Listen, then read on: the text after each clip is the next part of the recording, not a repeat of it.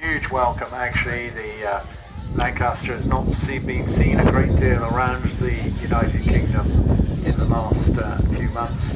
It started late this season, had a bit of a hiccup with engine issues. They've now been pretty much resolved, not totally, but now here on its glory. The Spitfire, you will see slightly different from what maybe you're expecting, a Mark 19 Griffon engine, so a different sound from that, but you'll see both of them on their own in all their splendour.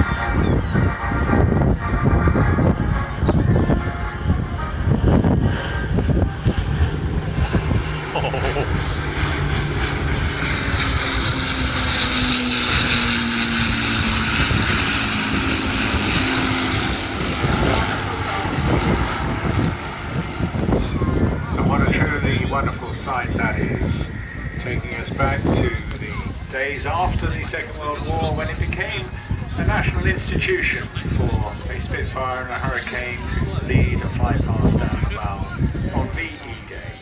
Well, it was very much the brainchild of Wing Commander Peter Thompson, DFC, the station commander at Biggin Hill, who was responsible for what we now know as the BVMF. Peter himself gained his wings in the summer of 1940. He flew Hurricanes during the Battle of Britain. By the end of the 1950s, that 363 was the only airworthy representative of its type with the Royal Air Force based at Biggin Hill. This gave him an idea for a grander plan, and of course that was to join it up with the three remaining airworthy Spitfires of the temperature and humidity monitoring flight, 3 Spitfire PR-19s, of which this is one, and this aircraft is therefore a founding member, the Spitfire that is, of the Battle of Britain Memorial Flight. The flight has been flying the Thompson formation whenever they can during the course of this year, in of course somewhat jealous of that pilot. Somewhat jealous of that pilot.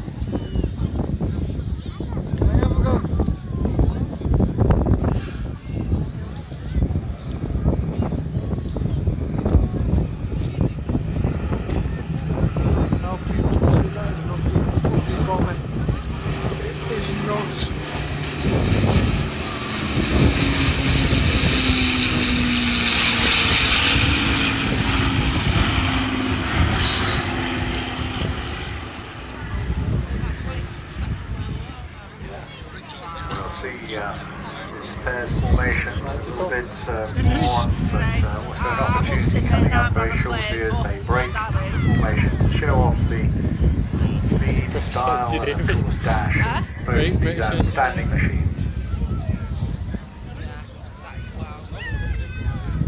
Size of it as well, like I think they look tiny and then you see one in real life and it's a massive, yeah. I think, but wasn't the crew of 13 in the Spitfire? What in the 13 or 14 in the Lancaster. Coming in from the right now, of course, the Avro Lancaster, the most famous and successful Royal Air Force heavy bomber of World War II. A legend that lives on today, and the contribution made by the aircraft and its crews to the freedom of our nation will hopefully never be forgotten. Lancaster comes in for the right, look out, so also straight ahead of you out to see the Spitfire repositioning to fly in as well.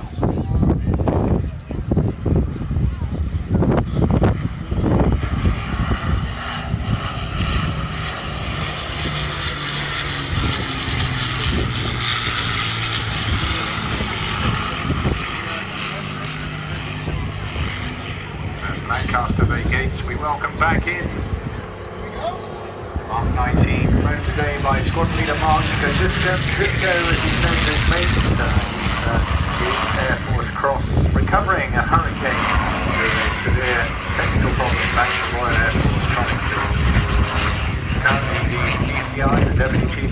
that is, of the elementary flying squadrons, and is himself an ex-Tucano display pilot, which he did at just the age of 23, before then going on to a distinguished career flying the Jaguar.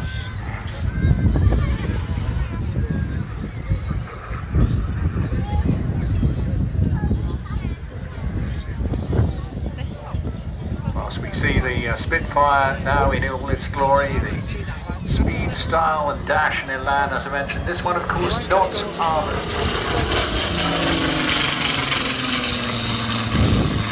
Designed very much for high altitude photo reconnaissance work, and therefore did not have any armament on it. If I had to get in, get the photographs done, you'll still see the openings, the hatches on the bottom of the fuselage there to keep the all-important cameras, and holding the world altitude record for a piston-engined single aircraft at in excess of 51,000 feet.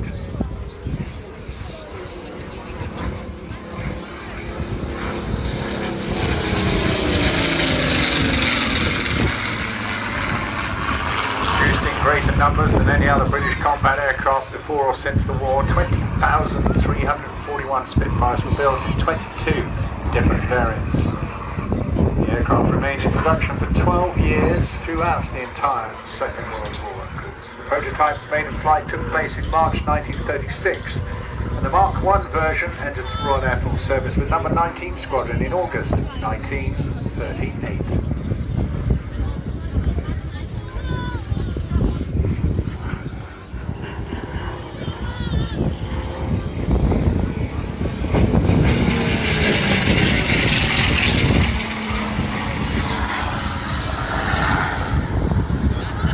The development potential of the original design allowed the Spitfire to establish and then maintain the air superiority so vital to the defence of Britain, and to keep pace with the improvements in performance of enemy fighters.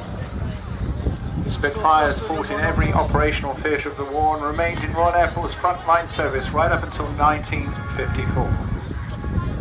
At the end of its development, the Spitfire carried an engine producing more than twice the power of the original. Its maximum takeoff weight and rate of climb had more than doubled. Its firepower had increased by a factor of 5, and its maximum speed increased by a third.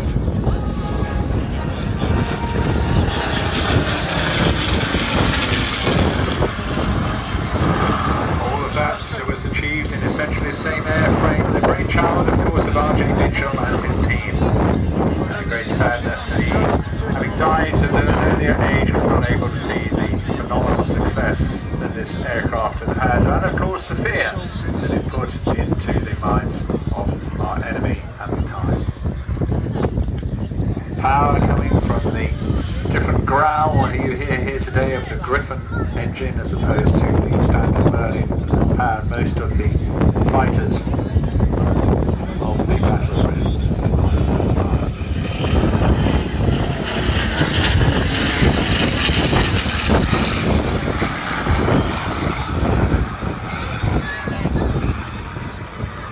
Elliptical wing, sharp, thin enough to, of course, achieve the speeds that Spitfire could achieve, at the same time keeping just enough space. For the early models, of course, to mount the armaments, the Brownings, and then after that the cannons, but of course the all-important undercarriage as well.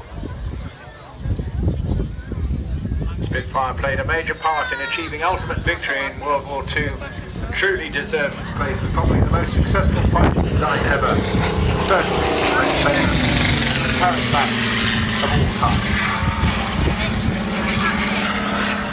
But keep your eyes now to the right, as on the call of tally, it is replaced by the mighty Lancaster.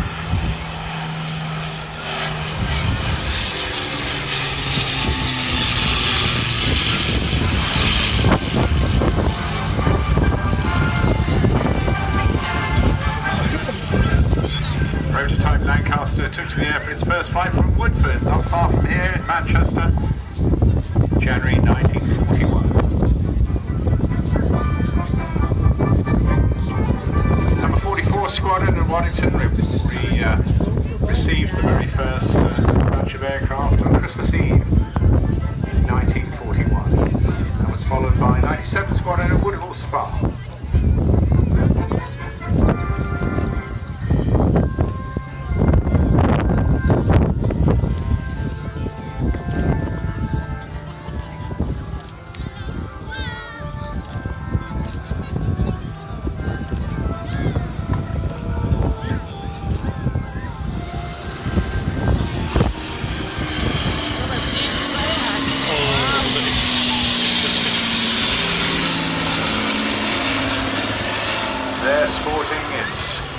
bomb bay.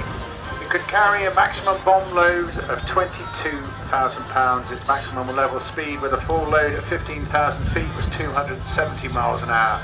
And it could cruise routinely at altitudes above 20,000 feet at a range speed of 200 miles an hour.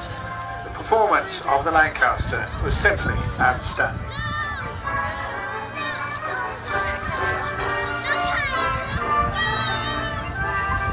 With a full bomb load, the aircraft had a range in excess of 15,000 miles.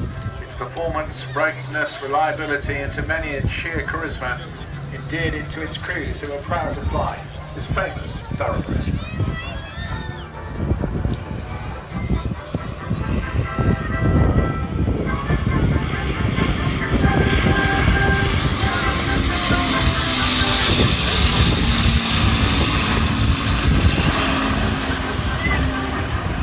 Total of 7,377 Lancasters were built between 1941 and early 1946. 3,500 of these were lost in operations and another 200 or so destroyed or written off in various crashes.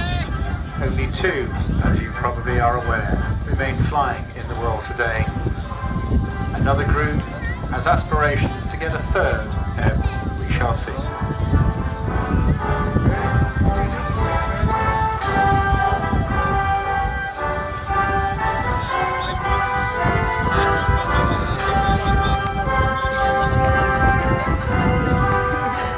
Shortly, the Lancaster will be joined again by the fabulous Spitfire, but an opportunity whilst we focus on the Lancaster to remember the 125,000 aircrew who served in Bomber Command during World War II. Over 73,700 of them became casualties, either killed, wounded or shot down and made prisoners of war.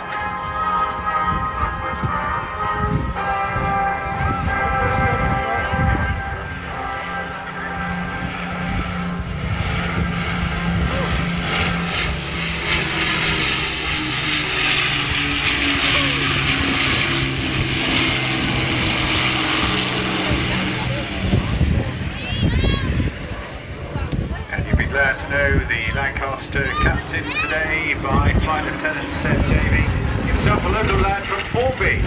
So great news. I hope there are one or two of his family here, perhaps old school chums here today. A very experienced C-130J pilot and instructor, and now having the pleasure of flying a brand new, well almost brand new, Airbus A400M, which he is now also an instructor as well. So very talented pilots. All the majority of the pilots we found for the Memorial Flight are flying as volunteers at weekends. There only being a relatively slim staff, the permanent staff, to keep the aircraft going. An opportunity now as they fly by to remember all those airmen, but particularly the fighter boys as well. 2,353 of them flew in the Battle of Britain. 574 of them were not even British. The average age of a British Spitfire pilot was just 22, and his life expectancy just 4 weeks. The length of the battle itself was just 114 days.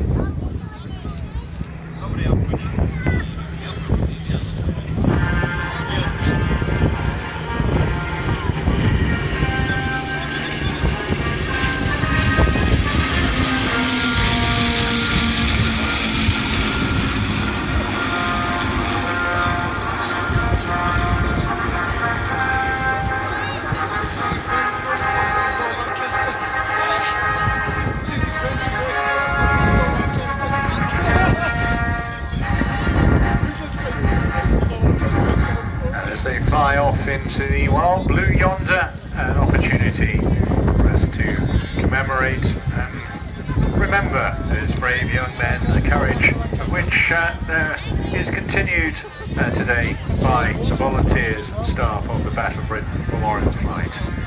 And whilst conflict has a part to play in air displays, of course it also had a huge part to play in developing the future of aviation. The speed and rapidity of that development was absolutely astonishing, and we'll see the top end of that in our conclusion to this afternoon's display with a visit of the mighty Typhoon. Simon. Fantastic. Am I right in thinking that